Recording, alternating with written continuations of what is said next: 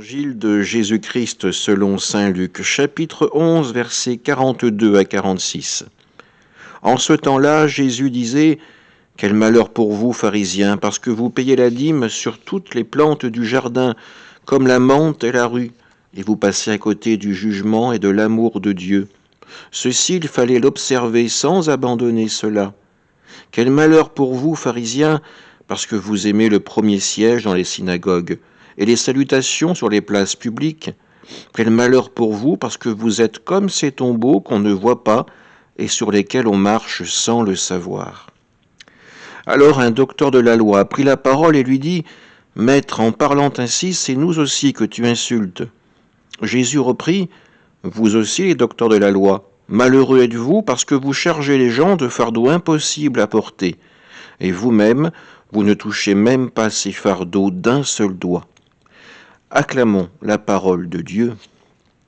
Les pharisiens sont comparés à des tombeaux qu'on ne voit pas et sur lesquels on marche sans le savoir.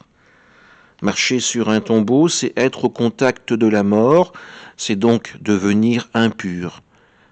Par conséquent, c'est être exclu du peuple de Dieu, c'est ne plus pouvoir aller au temple de Jérusalem tant qu'on n'a pas vécu le rite de purification. Les pharisiens sont donc une cause d'impureté, d'exclusion du royaume de Dieu.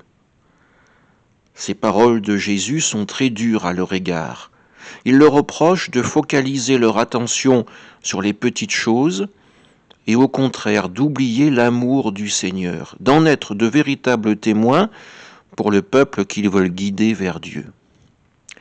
Ces paroles, nous aussi, nous devons y prendre garde. Nous pouvons préférer parfois le rite, le détail, à l'amour global du Seigneur, à entendre sa parole, une parole de miséricorde et une parole de salut. Nous aimons parfois nous perdre dans des détails et nous oublions de voir l'essentiel, le Christ sur la croix, le Christ ressuscité. Alors que cet évangile soit pour nous comme une mise en garde que nous adresse Jésus, mais une mise en garde pleine d'espérance, car la conversion est toujours possible. Amen.